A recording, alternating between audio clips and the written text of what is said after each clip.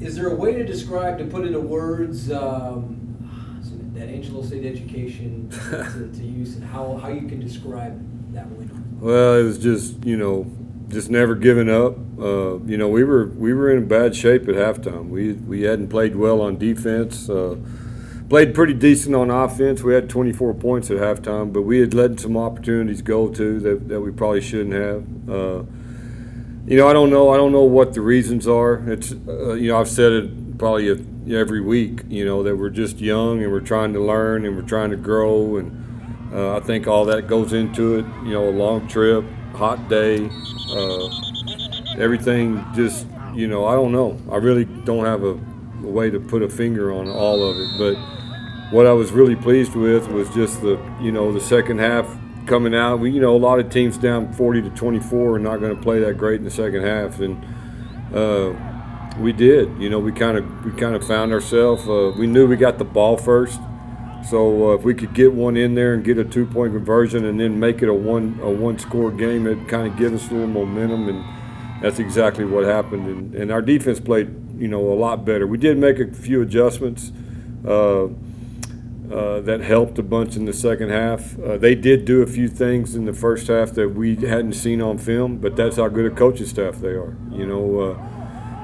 Torres does a fantastic job, man. He was at Franklin when we would play those guys, and it was always a battle, and he's the head coach at Pebble Hills, and he's just a great coach. And we always know he's going to have a wrinkle for us, and he did, and it took us a little while to adjust.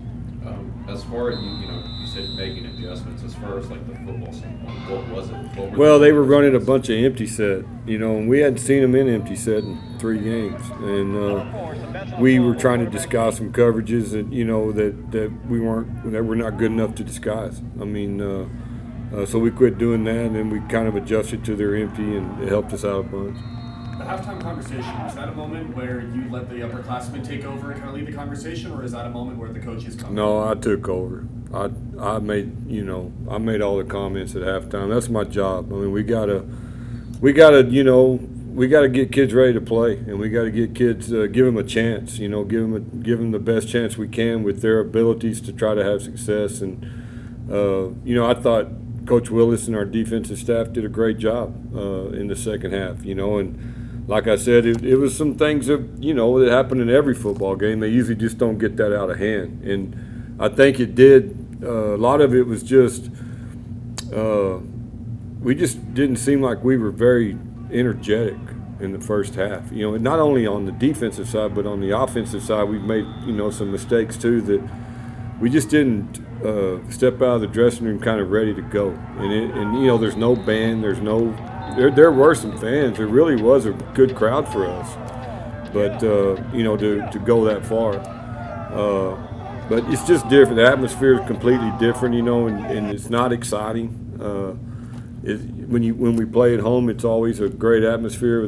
Our fans are fantastic, and it's fun to go out there and it kind of gets you juiced up, and that just wasn't there. And then, I didn't realize how much the 4 o'clock start was going to affect us, because I thought it would be an advantage because we would start the day earlier, but the long trip, and then the early start, and then the heat, and I bet it was 120 on the turf. It had to be. It was 95 in the air, and as soon as you walked on the turf, there was a marked difference. When you come off the track and got on the turf, and we don't talk about it. I'm not going to be negative and really not ever going to make excuses for anything, but all of that had an effect. Does it make you want to rethink, scheduling your passes? Yeah. Well, it's not something that I love playing Pebble Hills because it's a good game, and Coach Mark Torres and our friends, and we always get something out of it, but it's just too far. Our travel's bad enough as it is, and then to play a non-district game that far, but it was out of necessity. We searched and searched 2 years ago to find teams to play, and because we had come off, the 2016 season that we had a great year and played Allen out here and had a great football team, and the next year we were undefeated going into the playoffs, and so a lot of teams just didn't want to play us. We tried. I called everyone in our old district, and I thought we were going to be in that district. I didn't think there'd be any way they would put us somewhere else. And so, by the time I got phone calls into those guys, whenever we were in this other district, they all had games. It's just hard to find games. 6A football, you want to play 6A teams, or you want to play a really good team like Cedar Park that's a really good 5A, and they're just really hard to find out here. People, they'll play you. They're not afraid to play us. That's not what I'm saying at all. It's just they don't want to travel because they don't have to. They can find a game 30 minutes away and get just as much out of that game as they could playing us, and then they don't have to drive 3 hours. So it's just the logistics of where we're at. That's why I want to be in a big district. I wish the UIL would put us in the 8-team district with the Midland, Odessa, Friendship, Tascosa, Abilene, and us. That's eight really good teams, as close as we can be to all of them. And then we only have to find 3 non-district games, and hopefully they'll listen. Coach, big second half comebacks are kind of something that people are kind of fascinated by, and how they can happen. And there was kind of one over the weekend in college football. Yeah. It's kind of similar. And you've had a couple. The one that stands out is the one against Arlington Bowie about 5 years ago in the playoffs. It was with a 20-point deficit. Right, 21 in the fourth quarter. Key to being able to do something like that? Like belief and adjustments. Yeah, I mean that's part of it. Obviously, you gotta figure out some things at halftime in every game, whether you're down or up or whatever. But I really just think it goes back to our kids and like our off season and the things that we do in our off season are all built to make them mentally tough. Mental and physical toughness is what we learn in off season. And if you can't get through the mental and physical toughness of our off season, then you won't play. I mean, you won't be on the team because you're not going to go through it. And it's grueling. I mean, and it's that way on purpose. And what we try to instill in them is we're going to work as hard as we can mentally and physically so that when we get to these kinds of games, we know we're not going to give up. And number 2, we got so much invested from our own off season, for months, from January to August.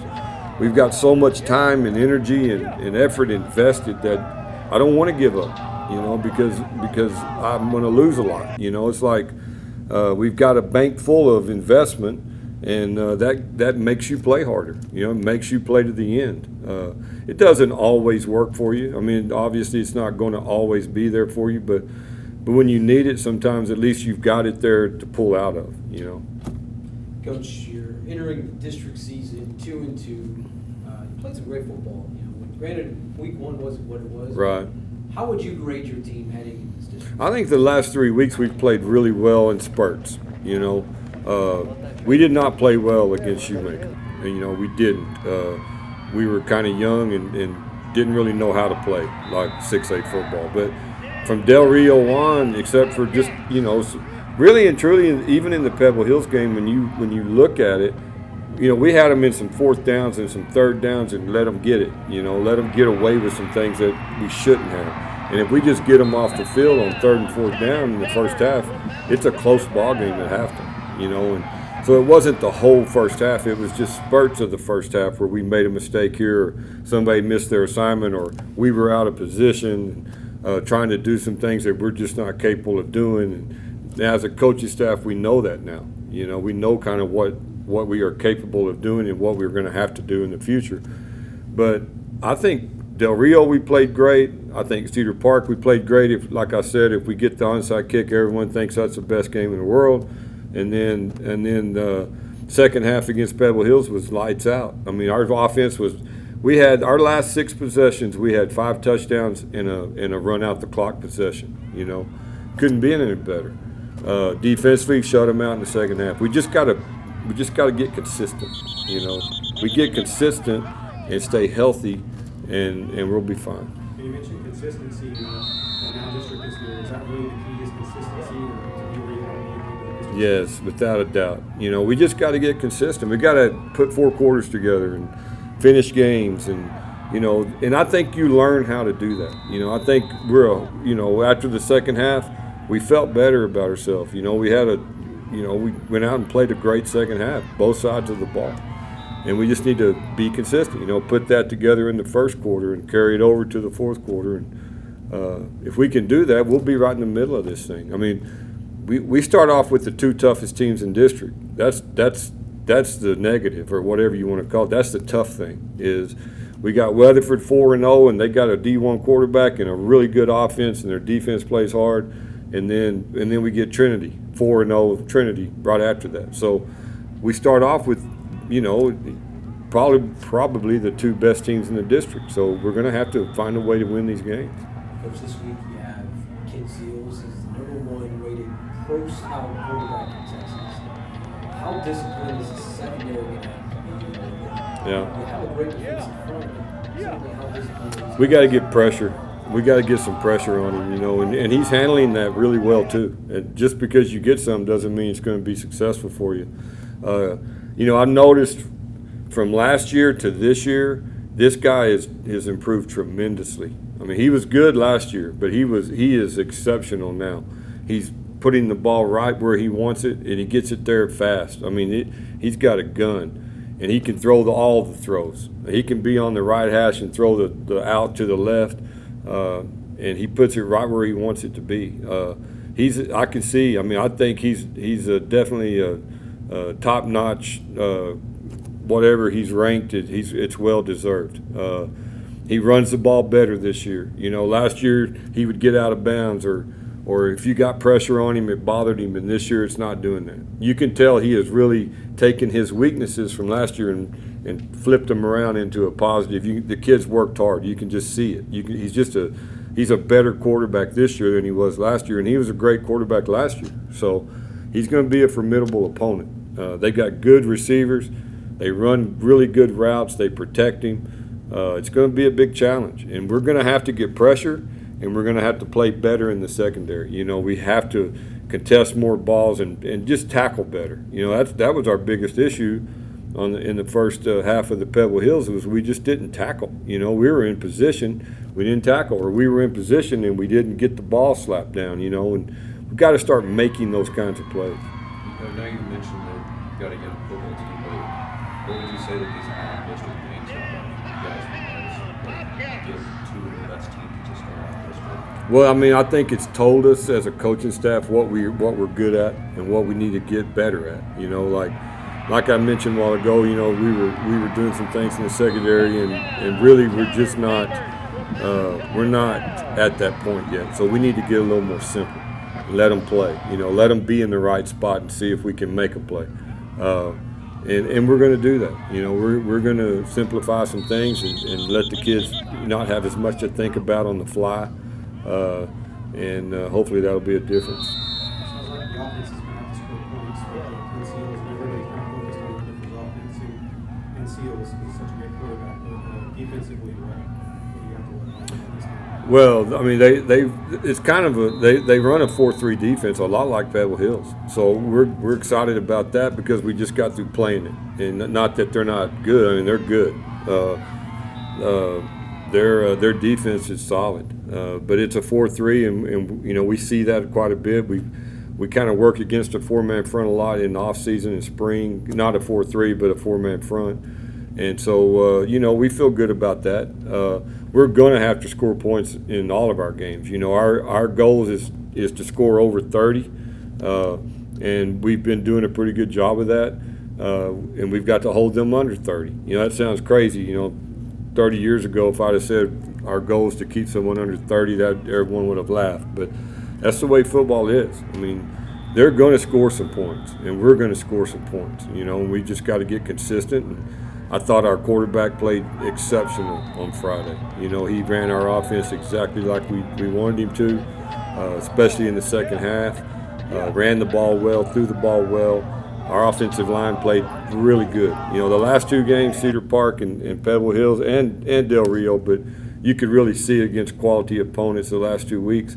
Offensive line's playing really well, and that's going to help us. And when we have the ball in our possession, we've got to get points. And we all know that, and there is pressure on us to do that, but that's football nowadays.